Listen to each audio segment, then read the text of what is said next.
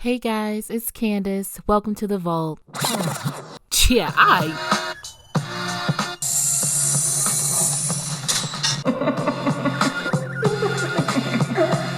It's your girl Chase in the building. You are now locked into the vault.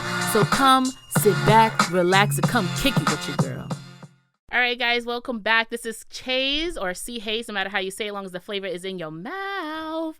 I am here today with none other but Derek, aka Hero. That's me. That's me. How are you doing today? I'm good, Chase. How are you? I'm good. So, Hero, actually, I'm going to go out by your name because, people need to know and recognize your name, get it instilled in their head. Definitely. So, Hero hit me up, actually slid into the Instagram DMs, business-wise, though. Mm-hmm. How did you find the podcast?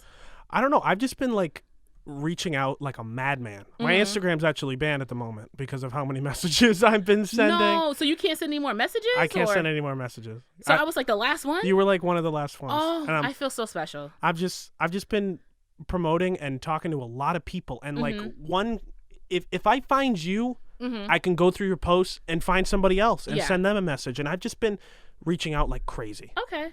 All right, then cool. So it was just like going through like tags of like podcasts or something like that, like Boston based or Okay, cool. So have you gotten any other reaches out besides me and then the Tip of Zone podcast? The Tip of Zone. This is like my second podcast ever. Okay. I just did my first one an hour ago. You're doing another one within another hour. Yeah. Look at you. It can't just be music. Yes. You have to go out there and do and promote yourself and do stuff like this. Yeah. So how did you come up with the name Hero? I was actually listening to, this was like 10 years ago, and Nas's album Untitled, or is it just called Nas? I think it's just Untitled. It's not. Is it Nas? It might be Nas, but I think it's Untitled. It's got the song Hero on it. Chain leavers, put your hands to the ceiling, hate them or love them for the same reason. Yes. That's a good song. Yes. It's like my favorite song. Okay. And I don't know, I'm also a comic book nerd. Okay. So. All right. Oh, well, that wouldn't tie in together very perfectly. So those things just kind of come together. It's also a little bit of just returning to form in the 90s and making that style of music and trying to, quote unquote, save the game. Okay. Save it. Okay, so you say you're a comic book person, DC or Marvel? I think Marvel's a lot better. Marvel's better. Okay. Marvel stories are a little more realistic. Okay. I guess because the superheroes, they have problems. Like real life issues. There's something going on here. They see their powers as a burden. While DC superheroes are kind of gods amongst men. Yeah. They're out here just trying to save these hoes. Yeah. Basically all the time. Yeah. Okay. And who would you pick out of Marvel? Like your all-time favorite character? Daredevil. Daredevil? Oh. Yeah. It's a little different, but that Daredevil show on Netflix, it's the best show I've ever seen. I have yet to watch that. I didn't even watch The Flash. The Flash? I watched a couple episodes. The DC shows on CW, they're kind of like soap operas. They're like soap operas, but with superheroes, if that makes any sense. Yeah. Did you watch, what is that called? Lightning? Black Lightning? Black Lightning, yeah. I thought it was okay. You thought it was okay? My brother watches all of them. So, like, if I'm passing by and I'm like, oh, wow, look at that. Like, the only reason why I even knew that is because, what's her name? China McClain, like, from the movie. And, like, she's an actress and stuff. But other than that, it really didn't do anything for me. Those shows, so much shit happens in an episode. Have you ever watched The Vampire Diaries? That's on CW. There's a lot of yes, I did. There's a lot of like soap opera shows on CW, like Riverdale and oh yeah, Riverdale's kind of good, and a bunch of other stuff. So much shit happens in an episode. Because there's actually a show called like Once Upon a Time. Yeah, that has to deal with like all the Disney kind of themed like movies, fairy tale stuff, but make it into like some real type critical shit. Like you just don't understand why this is happening. Okay, well then. I'm more of like a Hulk person myself. I just Hulk smash everywhere. Hey, there's actually on Disney Plus coming out later this year. They got a She-Hulk show coming. A She-Hulk? That just got announced. Yeah. Oh, what also got announced is Lizzie McGuire coming back. No way. Yes, it is. Lizzie McGuire is back. I don't know when it's coming back on Disney, but it is. So, what made you get into music? Like, what is it that inspired? Like, you know what? I'm a lyricist, and that's who I am. I don't know. I've just always I think it started with my mom, and she was always playing. She loved Gangstar, She was always playing old school records. She loved TLC. Okay. I love TLC. I can tell. Yeah, what's the track off of Mission Hill? It's Can something. It's like clap your hands. Yeah, because I noticed that. Again, we'll get to your list of music before, but I noticed because as soon as like Clap Your Hands came out, I was like, oh, this is nice. Like, I love this. Like, I started listening to the music last night, and then I just had the whole album playing on my way here. Yeah. And I'm just like, oh, this is nice. I like it's different when like you're listening to a person just to like listen to versus when like you're focusing on the beat and the melody and how like they're rhyming on track and everything like that. Yeah. And I was just like, oh, this is good. I like that. That's my favorite song to do live. Yeah. And most of the time the crowd loves it, but sometimes you get a shitty crowd and they just don't give a crap. Yeah, I think the only thing that like if I could have been like honestly I'm a rapper on the low, don't tell nobody. But I think that would be like the biggest fear I think somebody probably would have is the fact of like getting a shitty crowd. Like, I mean, like if you get an like really hyped crowd, you can almost go up there and do anything and someone's gonna be like, yeah bro, kill it, like, you know, do what you gotta do. But then if you get a crowd that's kind of just dead, even if you have a very active song called Clap Your Hands, like that's the one part you really need to do, like you might have one person just doing the solo clap in the back and you're just like, yo, what the F is this, bro? So how do you overcome like a shitty crowd? There's really no way to do it. I mean, when I started, I played my first show in March, and I've been making music for 4 years, but I wasn't really. I always thought if I just made good music, people would find it. Yeah. It's not the case. Not the case at all. No. And I played my first show in March because I realized I really have to get out there and do things just like this. Yeah. You got to get out there, meet new people, do stuff like that. And I didn't have the ability to pick and choose. I kind of just had to take what I got and accepted that. And there were like kind of trap mumbly stuff and the crowd's just there to get drunk and party and and it wasn't really my scene. To overcome a bad crowd, you just got to do the best you can and hope that there's a few people in the crowd that actually give a shit, interact and pay attention to what's going on. Because I definitely went to something maybe like 2 months ago and it was like I can't remember what kind of event it was, but it was just, you know, different people going up, performing their songs, their rappers, all of them. And it just seemed like the more you jumped, the more people couldn't help but to get attached to it. The more, and I was just like, I feel like you shouldn't have to be like so on. Like, cause if you got 3 songs to perform, you're going to be tired like a minute and a half into the show because you're sitting there just jumping around trying to get people to like get into the show with you and everything like that. So how do you integrate like crowd activity? You need to I kind of have to make 2 versions of each song. Okay. You know, like the original version that's going to be put on Spotify and stuff like that. And then I have to kind of do like when I say hip, you say hop and stuff like that. And I add an extra section of instrumental or I make the hook longer or I leave the beat at the end just so I can kind of be like, you know, when I say Boston, y'all say hip hop, stuff like that. Okay. You know, and hopefully people do that. Yeah. They follow along. Hopefully they follow along. Okay. So you were talking about how your mom played a different like rap groups and TLC and everything. So like who are some of your biggest influences? I know that you mentioned Nas is one of them, but who else kind of influenced you into the game? Gangstar, which is DJ Premier and Guru. May he rest in peace. Okay. They're just it's nothing's better. It's DJ Premier and Guru. I don't know. I got the Prime shirt on. It's Royce and Premier. Okay, so what songs captivate? Is it all the songs? Like, are you like a fan to the point like, you know how people that like somebody come out with an album, they know like the 2 to 3 songs that kind of like hit the top of the charts. Are you like one of those? Or are you a person who knows every single song off of every album? I'm into the deep cuts. You're in the deep cuts. Okay.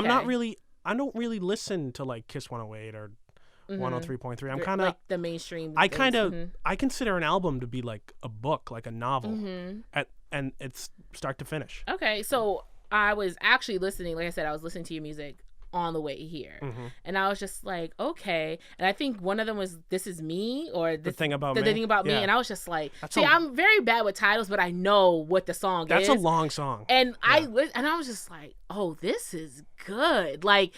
And you know, nothing against you or anything like that, but I think every rapper stinks until like I actually listen to them, like every single person, because I've been in different studios and heard people rap and I'm just like, this ain't for you, dog. Like, this is not for you. And sometimes I feel like people are not being honest friends and letting people know it's okay that you still work at Stop and Shop. I don't think rapping might be the greatest thing for you to do, And I feel like even if like they might be kind of good, but their rhyme scheme might be off a little bit, or they might not be able to control a beat that well. And then, there's different elements that I think compose of a good artist, altogether. Even if a person sings, like they can sing beautifully, but if they're trying to outreach different notes and stuff, it's not going to sound good. Yeah.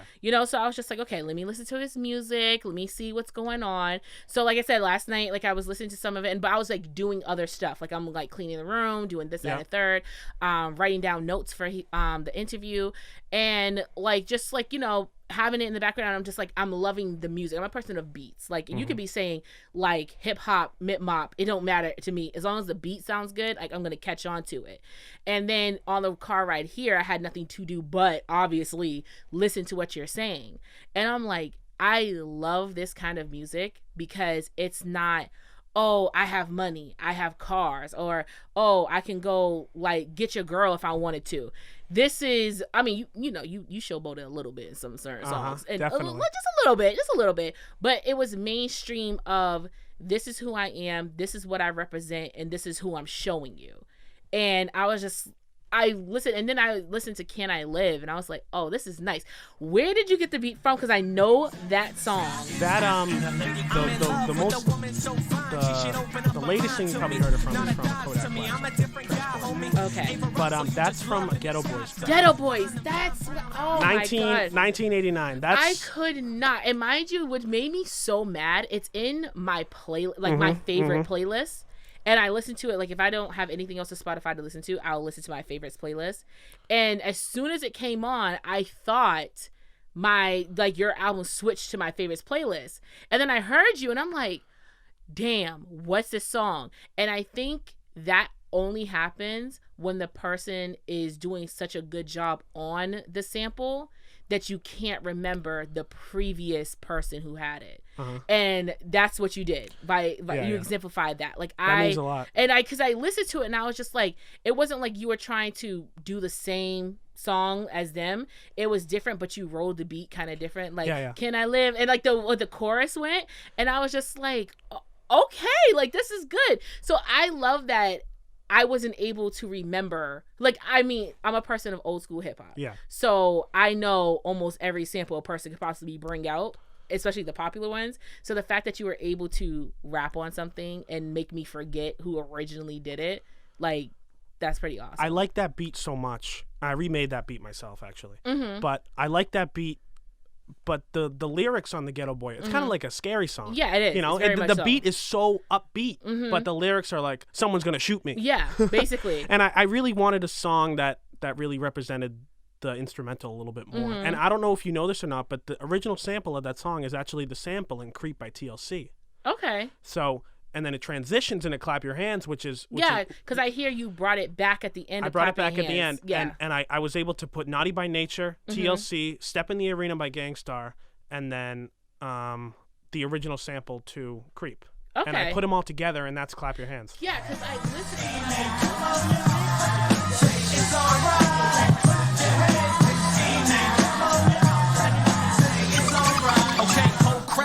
in that Middle East down room. Whole town bumping me, them walls ain't soundproof. A G since preschool. About the song, but I was like, okay, this is TLC.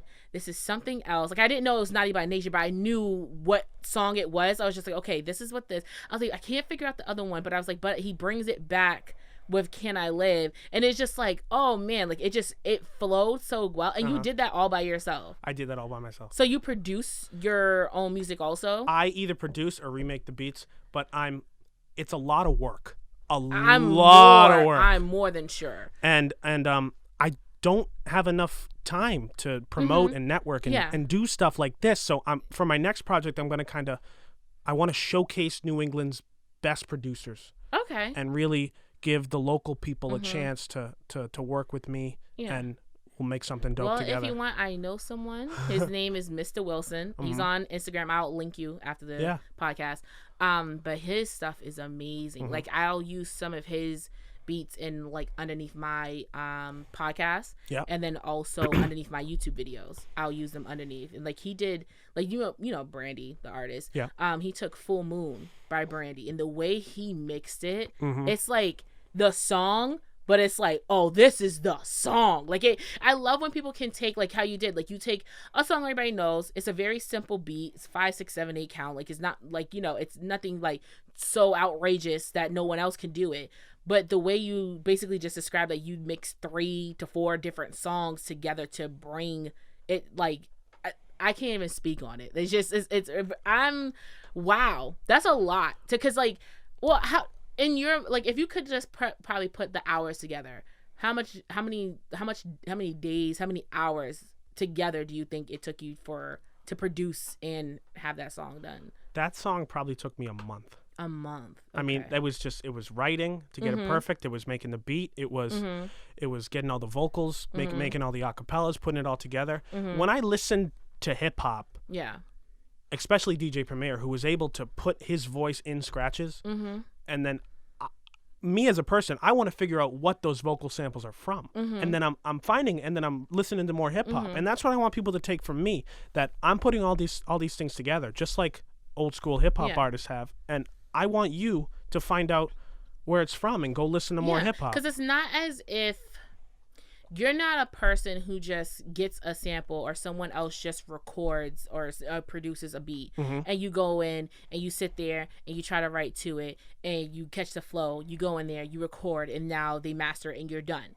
You're the person who studies the music, you know, and I think that's what makes a great artist, is that you study, like you don't stop. Like I know, like Denzel Washington, for example, he had to do some type of movie or something like that, and he still takes acting classes. Like Denzel Washington is top tier actor of the world, and he still will take an acting class. Because he's like, you're not done learning. There's different things that you can still learn. And I love that you still take the time to listen. Even you could have listened to all the songs in the 80s and 90s all together at the same time.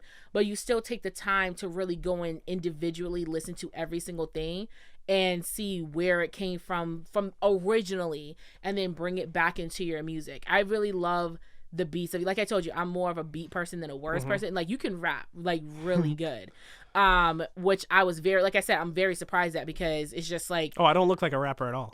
It's not even about your look. Like you could have came in here with 3 chains on, diamond earrings, and like a whole posse, and I'd have been like, okay, like big whoop, you want a cookie or something? Yeah. It's the mere fact of you present it in a fashion in your music without trying to go so hard on it. Like you just kind of just flow. Like I can tell, like when I don't know, correct me if I'm wrong, but I feel like when you're writing, you're not even writing. It's just like you let it go through your mind, and then whatever comes up, and then you'll probably put a pin to it. Yeah. But most part, it's just like you just like letting it flow through, just trying to catch that emotion that you want to put on the track.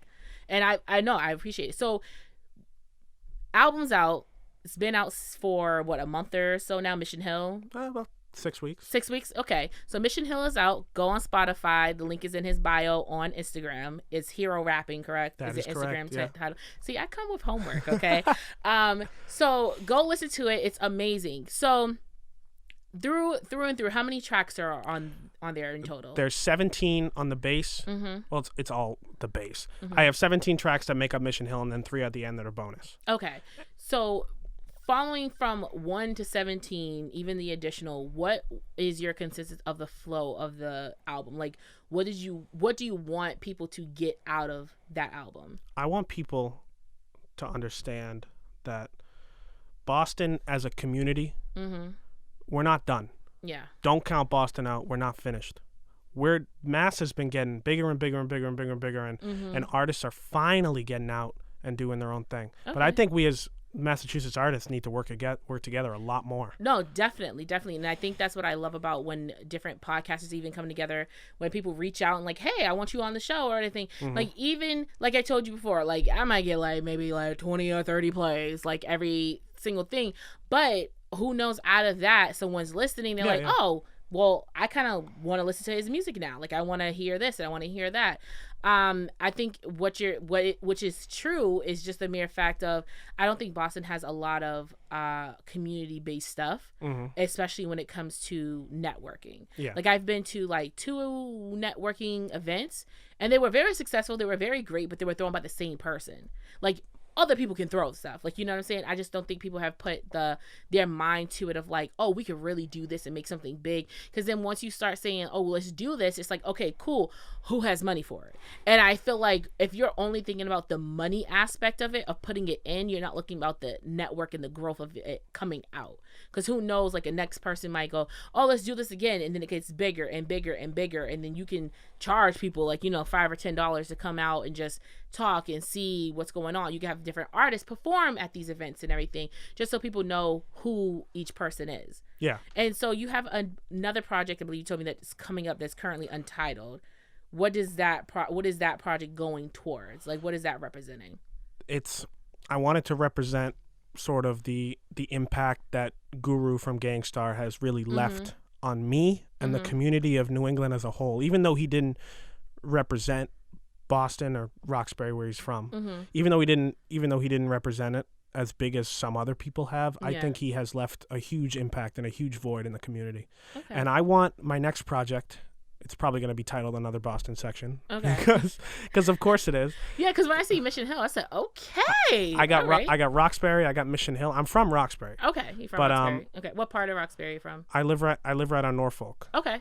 And it's right by the mural. The Nelson Mandela mural. I got an awesome view. That's good. Right next to it is the AutoZone. So another awesome view. Yeah, exactly. Why not? I can get in the zone, AutoZone. You gotta do what you gotta do. Shout out to AutoZone. Shout out to AutoZone. Shameless non-sponsored plug. Yeah. So I know that you mentioned something about like mumble rapping. Do you think the hip hop rap, well, I don't even want to call this era of music hip hop, because it's not. To me, it's rap. Yeah. To me, there's a very vivid difference. I think hip hop is telling you your life story, is telling you like where you came from, the struggle, what you did and everything. I feel like rap is, let me show off and tell you what I got, what I bought, and what I do with it. Okay. To me, they're two different fields in that cases. But now, like, you have people who do mumble rapping, quote unquote, as mumble rapping. Do you think that let's just say the urban music industry, do you think that it's moving in a better direction or a worse direction, and why? I think it's just going down slightly. I think it's going down. Okay. Yeah. But I think the music that I make, which is definitely more well thought out, I think it's always going to be respected and appreciated. Yes. It's probably never going to be, boom bap probably isn't going to come back. It's never going to be, you're probably never going to hear my stuff on Kiss 108. It's just not what I make. And I hope boom bap comes back. Yeah. But if I was a betting man, I'd probably say no. So do you think that to be an artist such as yourself who does focus more so in the hip hop realm of things, in the 90s realm of things, where kind of underground became major and people requested it, and then it turned out to be, well, I just want everything to be fun and lively and jewels, jewelry, and women is what I want to listen to.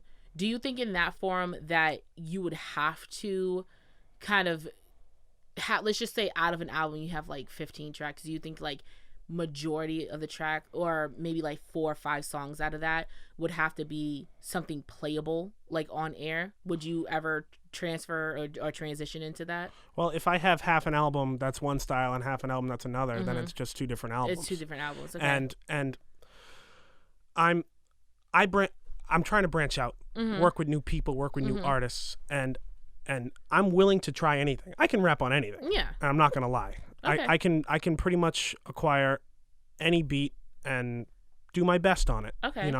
And I know that people, not everyone's gonna listen to my stuff. Okay. It's a different kind of rap. But I think that if I do something with somebody else, then I can get 2 fan bases. Okay. You know, and it's just doing other stuff. And I do have bonus tracks that are a little different than what I'm doing, but those are bonus tracks, so they're kind of in their own section. Okay. I guess.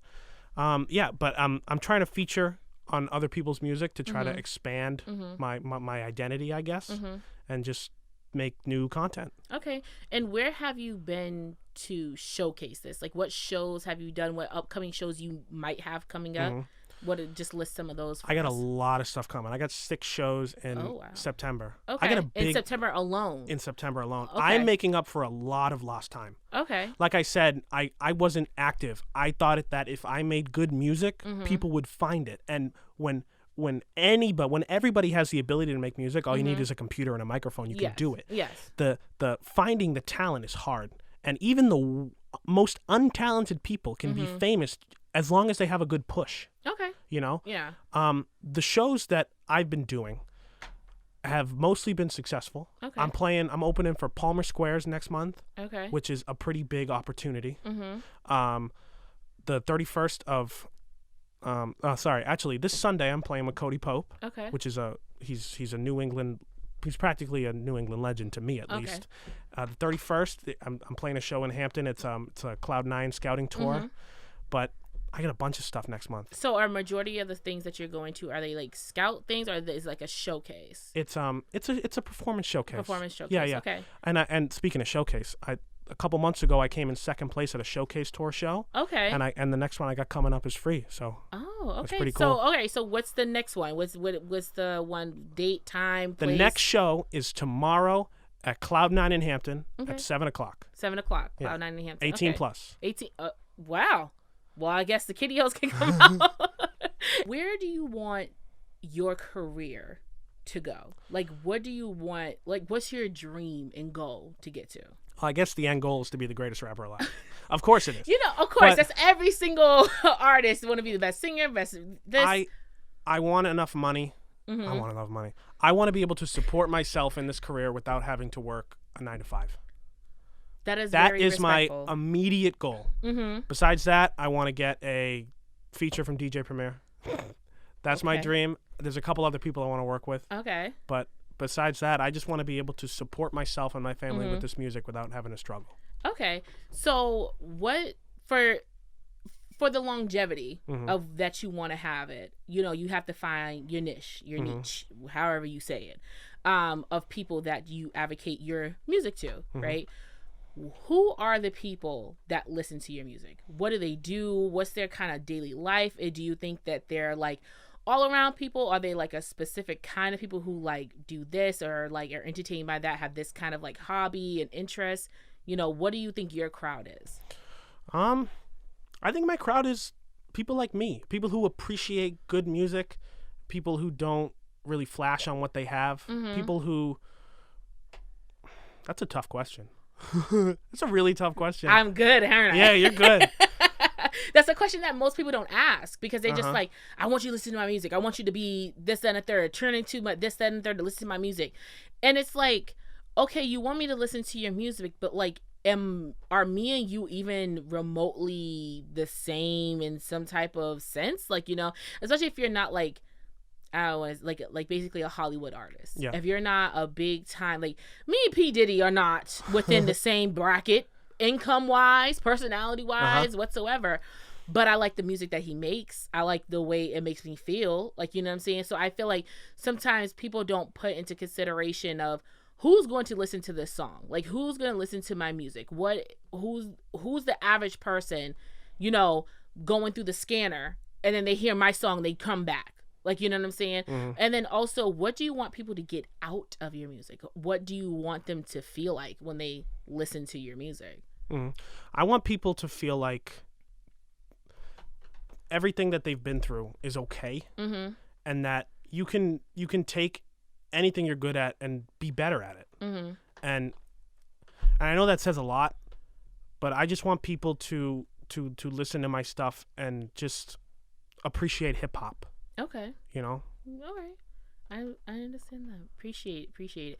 So, okay. So, like, my favorite song by Nas is One Mic. I mean, it's very basic. It's very typical because everybody like loves One Mic. But I also love I Know I Can. Yeah. That's like I Know I Can and One Mic is like my two favorite Nas, songs. Like, what would be your favorite song from Nas? Whether known or unknown, what's your favorite, and then what's your favorite bar from that song? Jesus.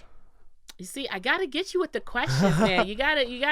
That's like having me choose my favorite organ. Like, I need all of them. I think my heart would be my favorite one. I think with the way science is going right now, I could probably function without the rest of them. Mm-hmm. Maybe not the brain. Yeah. But, well, sometimes they got something going on with the brain too. So, no, because they got an artificial heart too. See, now, yeah, I get what you're saying now. Now it's like you got to pick and choose. My favorite song from Nas, I have a list, but my favorite is Hero. Okay. A close second is Memory Lane. Okay. But my favorite two bars is every September 14th, that's my dream, so I can grow my cream. As I grow yearly, I can see things more clearly. That's why they fear me. Okay. I think about that probably on a daily basis. And what does that mean to you? It's just like people aren't going to like you because you're not afraid to go out of your shell and prove them wrong. Okay. All right.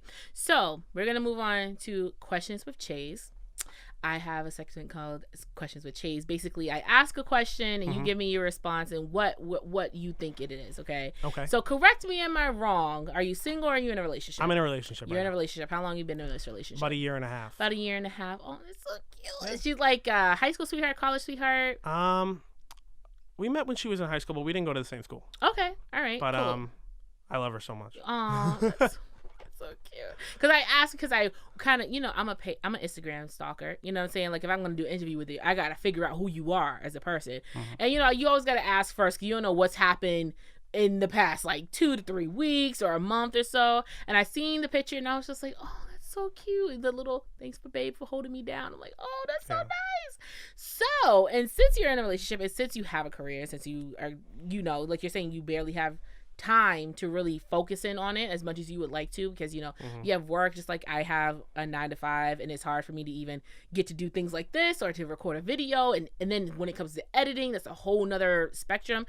Do you think that you can have a career and a relationship? I mean, if this is this what I'm doing with my music, that's as much as me as I am. It's what I do. It's part of me. And my beautiful girlfriend Melanie she's wonderful, and she will help me out with this. And she's supported me. She's held me down the whole way, and she's really helped me through this. You can have a relationship in this industry if you find the right person who's willing to work with your career as well as she's willing to work with your relationship. Okay, because like if you I think of a lot of rappers who've had long, like, to what we know outside of the four walls, loving relationships. Like I see Ice Cube and his lovely wife, like especially when you watch Straight Outta Compton, and you see like she was behind her man about any and everything, and you see Big Boy from Outkast and all this other stuff, and you see just different artists who've been together for a very long time with their significant other, no matter the scandals, this, that, and the third. Like, what they like, shoot, even Kobe Bryant and his wife still together, and like supposedly he was raping and cheating and doing all this other stuff. So the reason why I ask is because I have this format, when I my schedule is different. 3 days out of the week I'm working 10 to 6:30. The other 2 I'm doing 8 to 4:30. So the 3 days that I have that I'm getting off at 6:30, I just want to come home, eat some dinner, and then go to sleep. But that doesn't happen because I have to come home, maybe eat some dinner, but at the same time I'm recording a podcast, or I'm editing something, or right after I eat dinner I'm like throwing something on my face because I don't want to look like Shrek when I'm recording a video or something like that, and putting up the backdrop and then taking that and editing that halfway, and then I'm not going to sleep to probably 1 o'clock, 2 o'clock in the morning, and then I'm not waking up till 8 o'clock and then going to work again, and then especially when I have the 8 a.m. stuff, and I look at it and I'm like, geez, because I'm single right now, if anybody was interested anyway, but I look at my situation now and I'm like, could I even handle an actual full functioning relationship with my work schedule and then my dedication to these two things, you know, because like it's not like I can just edit and just be like done like that. Like I have to go through. I'm a very precise editor, especially when it comes to sound and comes to video. So am I able to handle two things at the same time? Like there's been times where I've been talking on the phone with somebody. One headphone is plugged into my computer. The other headphone is plugged into my phone. Well, I have wireless now. Shout out to Clea for buying me headphones, because I was a mess, okay?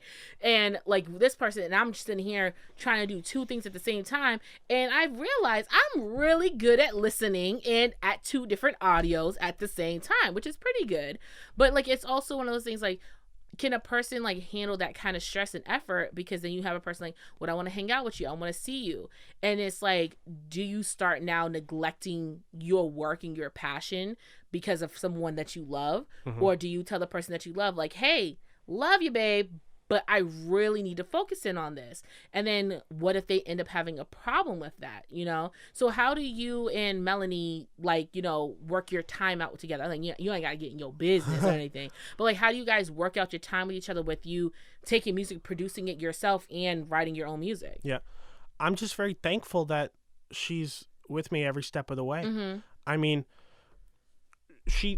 she's not high maintenance. Well, she's high maintenance, but but in her own way. She doesn't want to like go out to dinner every night or go mini golfing or go partying or go clubbing or go to a concert or whatever. She's okay just watching TV while I work on music. Okay. You know, and that's most of our dates are just her watching TV while I work on music. Well, and I think that's really nice, because you don't get a lot of people who will just be like, okay, I'll just sit around and listen to you do this or whatever may have you. Does she give you feedback on your music and say like, she'll tell me if it's shit. Oh, definitely. She'll tell you. She'll call me out. Okay, so like it's not even without recognition. So he's like, oh no, babe, cut that. It's not good. It's not good. Yeah. Okay, is she influential in some of your songs? Not saying like writing a song about her, but is she like, oh, this would sound good if you said this instead of that? Like, is like, okay. She's like my engineer. Oh, okay, that's good. That's really good. So do you guys, does she get to go to all your shows with you, or do you like let her? I mean, I'm not saying like she's allowed to or not, but you know how like there's some showcases that you want certain people at, and then there's some showcases that you want certain people not at, you know? Like I can have, I don't know, like for example, like the live podcast that I did like a month or so ago, my mother wanted to go, and I'm like, I don't know, because some people's languages might not be for you. Like, I don't know. And she's like, well, as long as you're not cussing, I really don't care. And I'm like, well, that's the point. I kind of just want to talk the way I want to talk. But it's understandable. Like, you know, so do you think, like, all your showcases are, like, great for the environment for her? Or do you think, like, some showcases you're like, this might not be too, because you never know the environment also, like, this might not be too safe for you to go to, like, you know, is she invited to all of them or just some of them? She's invited to every single one. She doesn't make it to every single one, you know, because she's got work and she's going to college soon. And stuff like that. But she tries to go to every single one, and I mean, some of them aren't as safe as others, but, you know, she's invited. Okay, she's invited. As long as you protect Bay. That's that's all that matters. All right, so we got some IG shout outs. So I put this question up a little while ago. I never just got a chance to actually put it on the podcast. So we have Royal Stacy _ who says, absolutely, and you can always learn how to be better and get better at balancing the two. I think it's unhealthy to be so involved into one over the other. So like you said, you're basically balancing your career with your girlfriend. Like, you know, you guys are having music date nights and just seeing, like, you know, how the music sounds and stuff. And is she sitting with you when you're writing and everything like that? Like, is she listening to how you say it before you even put it on a track? Yeah. Okay. She's pretty much with me every step of the way. Every step of the way. This is so cute. I can't even. How old are you? I'm 21. I just turned 21. You just turned 20? Yeah. Congratulations. Now I can play a lot more shows. Yes, you can, because you're 21 now. now. That's what I was trying to say is, like, sometimes you can't be in certain venues because you're not 21. Like, my cousin Michael, he's a singer, and he has his own band with him, like, everywhere he goes. And I'm like, I don't know how you have your own band, but you got your own band. And I think they were going to some place in Cambridge, and they couldn't play because the drummer was only 20. He wasn't 21. It is obviously alcohol establishment. He could not play his show because the person was 20. And I'm like, all right, guys, come on. Like, if you know you need a drummer, like, you could have let this one thing passed, like you could have had it like he's there, but once he's done, he has to leave. Like, you know what I'm saying? Or put a bracelet on him that says he's not 21 or anything like that. But some places are very strict because they don't want to lose their licensing, letting someone under 21 inside. So now that you're 21, that's pretty good. Yeah. That's I mean, a lot of venues that were 21 plus, like Cloud9 in Hampton, that's 21 plus. I mean, there's no re-entry. You can well, because I'm under 21 but I'm over 18, I can play there, but there's no re-entry, and obviously I can't drink. Okay. So once you're out, you can't come back. Once I'm out, I'm out. Oh. Even if I'm performing, even if I haven't go on, once I leave, I leave. You leave. That's pretty much dang. That's the way it is. So we have It's Lit Boston, which is another podcast. Like, you should hit them up and see, you know, because I think I did hit them up. Yeah, they're ghosting me. They're ghosting? Well, damn, Sam and They looked at it. And then they left me on scene. And they left you on scene. That happens a lot. You know what's so funny about that? And I'm going to definitely get in their ass about it. Because Sam, I watched a show. Like, they have their podcast on YouTube. And I was watching one that they had, like, with Hot Sauce from Honey and Hot Sauce Wings podcast. And he said, I hate when I message someone and they don't respond. I hate when someone doesn't say anything back to me. So now that I know this, now I have proof and evidence that they did this to you, and I'm going to get on them for it. Because they're really about promoting Massachusetts artists and, like, you know, getting their music. And I would hate for them to have a missed opportunity to listen to your music and give you a chance, whatever. I'm gonna talk to them for you. Don't even. And if they still don't hit you up, that's none of my business. I did my job. I will talk to them for you, because I really think you're a really good artist. And I will tell you one thing: they shoot fire shit. Like, they don't give a fuck about your feelings. They don't care if you like it or not. They give some harsh ass. They are the no BS podcast. No, I appreciate good feedback. I've been doing this by myself for a very long time, and I never really get proper criticism. My friends are like, oh yeah, it's tight. That's not. No. Yeah. Some of my stuff is repetitive. Yeah, it is. I mean, that's just all my music sounds the same, but that's how I like it. That's how you like, because it says that's your. Yeah. I think if you're the one who's creating it and you're doing what you want to do, and you have your niche and you have your crowd that listens to it and loves it, and you can feed a crowd with it, do what you want to do, bro. Yeah. Honestly, no one can say anything about you repeating music, because it's same thing every day. It's playing on the radio. So you can't, like, no one can get mad about that. So people from It's Lit Boston said, yes, the fuck you can. That's coming from show. My friend Marquise ML Harris 15 said, yes, you could definitely have a relationship and a career.